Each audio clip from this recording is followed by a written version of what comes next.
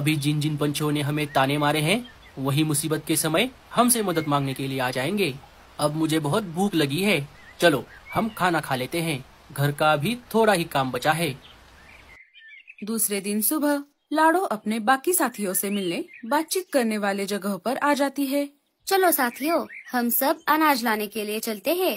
नहीं नहीं, हमें तुम जैसे पागल के साथ अनाज लाने के लिए नहीं आना, हम हमारा चले जाएंगे। अरे बुलबुल, तुम लाडो को पागल क्यों बोल रही हो? पागल नहीं तो और क्या कहूँ। हम बाकी के पंछी हमारा घोंसला अलग अलग प्रकार के चीजों से बनाते हैं, और इन्हें देखो, ये और इसका पति मिलकर केले के पेड़ों से अपना घर बना रहे हैं। पागल कहीं के। ऐसा नहीं है बुलबुल, हम आने वाले बारिश से बचने के लिए एक दूसरा घर बना रहे हैं जो मजबूत और टिकाऊ होगा। हाँ बुलबुल, मैंने ऐसा ही एक घर मेरे मायके वाले जंगल में देखा था। वैसे घर में बारिश का पानी नहीं आता। मुझे तो लगता है कि बारिश अब नहीं आएगी। अगर आनी होती तो अब तक आ जाती। अरे नहीं टूनी, बारिश आएगी या नहीं ये हम नहीं बता सकते।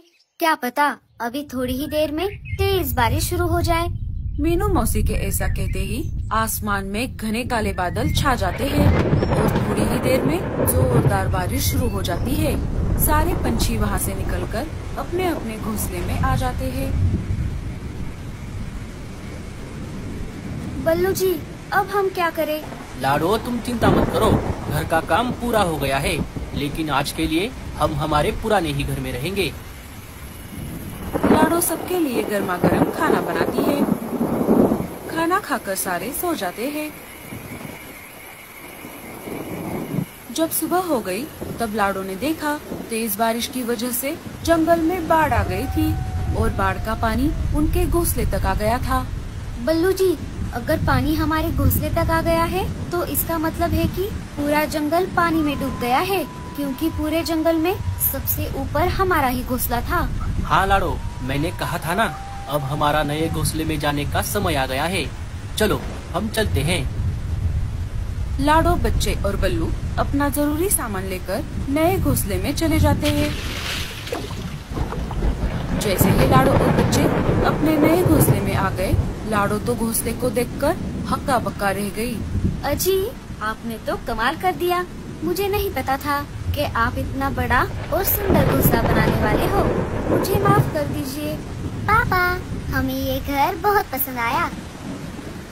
कि तभी लाडो ने खिड़की से देखा मीनू मौसी का घोंसला पानी में डूब गया।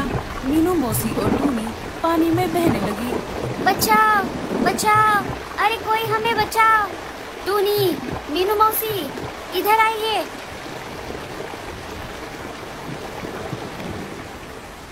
लाडो टूनी और मीनू मौसी को अपने नए घर में ले लेती है।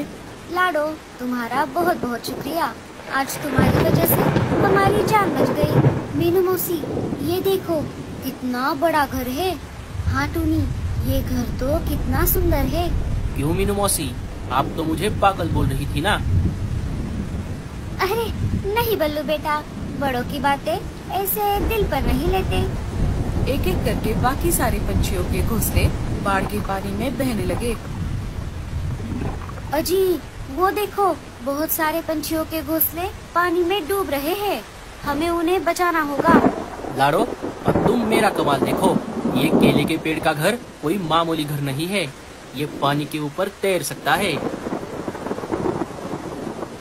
बल्लू चप्पू चलाकर घर को बाढ़ के पानी में उतार देता है और जंगल की ओर निकल पड़ता है। तभी रास्ते में उसे कालू, गोरी, भूरा, रीमा दिख जाते हैं। बल्लू, हमें बचाओ, हम यहाँ हैं। साथियों, जल्दी से अंदर आ जाओ। चारों एक एक करके घर के अंदर आ जाते हैं। अच्छा हुआ लाडो, तुम मदद लेकर आ गई, नहीं तो हम पानी में बह जाते। बल्लू एक एक करके सारे जंगल के पंछियों को अपने केले के पेड़ के घर में लेकर उनकी जान बचाता है। क्यों भूरे, तुम तो बल्लू को पागल बोल रहे थे। बल्लू, हमें माफ कर दो, आज तुम्हारी वजह से हमारी जान बची है। बुलबुल चिड़िया भी लाडो से माफी मांगती है। कोई बात नहीं बुलबुल,